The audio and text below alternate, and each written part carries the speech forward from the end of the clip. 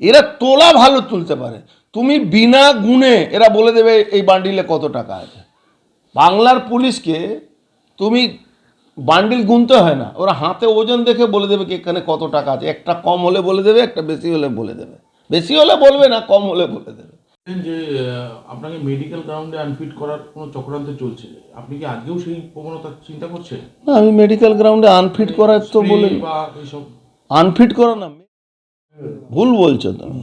আমি কোনোদিন আনফিট করো মেডিকেল গ্রাউন্ডেও কি আমাকে আনফিট করবে? মেরে তো চলছে এখানে। যারা মমতা ব্যানার্জির বিরুদ্ধে কথা বলবে তাকে মেরে, নালে তার এগেনস্টে এমন তাকে হ্যারাস করতে হবে, সিআইডিকে দিয়ে বারবার ডাকতে হবে। কিন্তু এরা জানে না আমরা ব্যারেকপুরের ছেলে, এখানে রোজ কেস খেয়ে খেয়ে খেয়ে সিপিএমের আমল থেকে আমি বড় হয়েছি। মমতা ব্যানার্জিকে আমি চ্যালেঞ্জ করছি 365 দিনে 365টা মামলা করুক, আমার কিচ্ছু যায় না। আমার প্রেশার 80 নিচে, উপরে 120 থাকবে, ওর থেকে কিছু চ্যালেঞ্জ থাকলো। রোজ উনি কেস করুন আমাকে। প্রথম দিন থেকে যে ভুল নোটিশের একটা বিষয় আপনি বলছিলেন আগের দিনকে, যে মূর্খ আছে। ভারত ন্যায় সংহিতা জুলাই মাসে লাগু হলো 2024-এ, আর 23 সালে লাগু করে মামলাটা লাগিয়ে দিয়েছে। ওখানে বলা আছে কি 24 সালের এই দিনের পর থেকে যে মামলা আছে বিএনএস লাগু হবে। মামলাটা ঘটনাটা দেখাচ্ছে এদিকে, আর লাগু করছে কোথা 2023 সালে। এরা মূর্খ সব বসে আছে। এরা তোলা ভালো তুলতে পারে, তুমি বিনা গুণে এরা বলে দেবে এই বান্ডিলে কত টাকা আছে। বাংলার পুলিশকে তুমি বান্ডিল গুনতে হয় না, ওরা হাতে ওজন দেখে বলে দেবে কি এখানে কত টাকা আছে। একটা কম হলে বলে দেবে, একটা বেশি হলে বলে দেবে, বেশি হলে বলবে না, কম হলে বলে দেবে।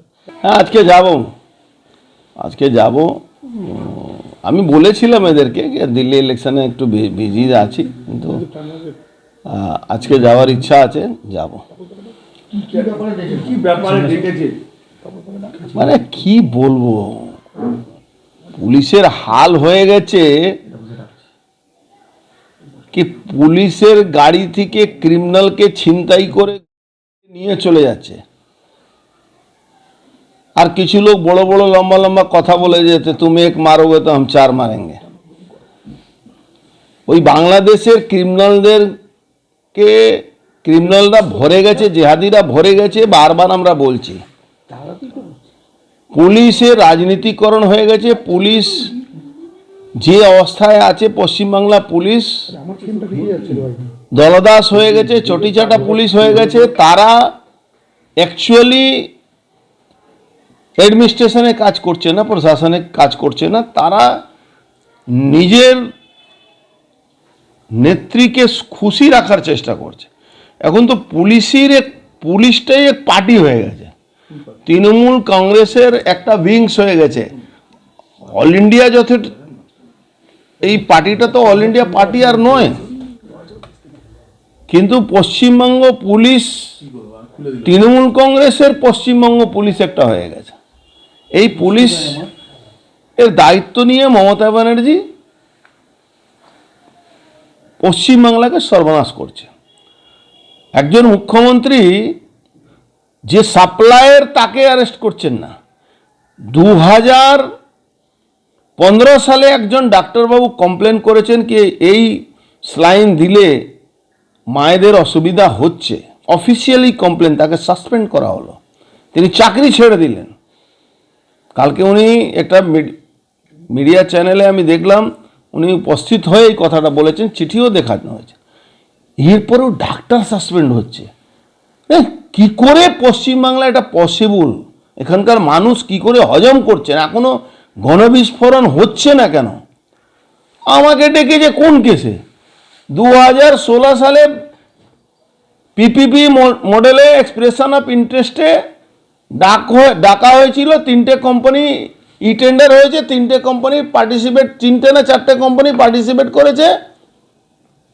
সেখানে একজন কোম্পানি কাজ পেয়েছে, তারপরে কাজ কমপ্লিট হয়ে 18 সালে সিসি নিয়ে নিয়েছে। এরপরে ওই কেসে এফআইআর করে, কে এফআইআর করছে?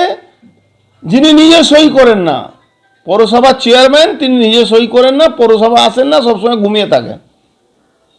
86-87 বছর একজন বৃদ্ধা, তার ছেলে তার মেয়ে তারা সই করে চেয়ারম্যানের। এই সরকার চলছে কি করে, এটাই একটা বড় পর। আরও একটা কথা বলছি, এই কেসে আরও মুখ থবড়ে পড়বে, জমিটাই পৌরসভার নয়। এই নিয়ে কবার নোটিশ পাঠালো? এই নিয়ে 3বার নোটিশ হয়েছে, আজকে যাচ্ছি। 21 তারিখে তো আবার একটা নোটিশ। আবার 21 তারিখে আছে। ওই শুভেন্দু অধিকারীকে মমতা ব্যানার্জি জেহাদিদের চেষ্টা করছেন এই বক্তব্য জন্যে আমার নামে এফআইআর করেছে। একটা চোর এখানে আছে একজন, তার ইনস্ট্রাকশন এইসব চলছে। আমি তো আবার একটা কথা বলে দিচ্ছি, মমতা ব্যানার্জির পুলিশের উপরে আমাদের ভরসা নেই। সেন্ট্রাল আইবি বলেছে শুভেন্দু অধিকারীর উপরে থ্রেট আছে, তার জন্য তার সমস্ত রকম সিকিউরিটিকে সেন্ট্রাল গভর্নমেন্ট বাড়িয়ে দিয়েছে। মমতা ব্যানার্জি সৎ সাহস থাকে, তাহলে এই যে আমি চ্যালেঞ্জ করেছি কি মমতা ব্যানার্জি জিহাদিদের সঙ্গে হাত মিলিয়ে শুভেন্দু অধিকারীকে মারিয়ে দেওয়ার চক্রান্ত করছেন, এই মামলাটাকে সিবিআইকে দিয়ে দিন। কোন মামলা?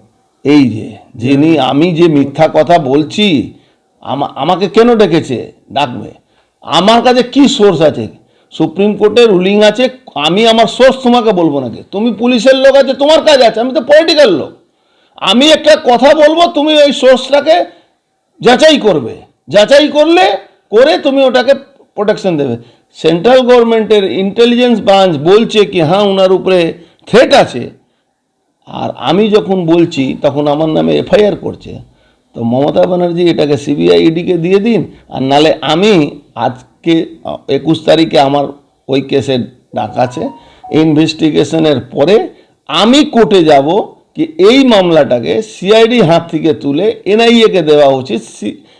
কেন এই মামলা পশ্চিমবঙ্গ পুলিশ যে একটা আসামিকে রুখতে পারে না, বাংলাদেশ থেকে ক্রিমিনাল এসে আসামিকে পুলিশকে মেরে চলে যাচ্ছে, এখনো পুলিশ কেন বিদ্রোহ করছে না আমি এটাও ভাবি। পুলিশের মেরুদণ্ড ভেঙে গেছে। কি এরা তোলা ভালো তুলতে পারে, তুমি বিনা গুণে এরা বলে দেবে এই বান্ডিলে কত টাকা আছে।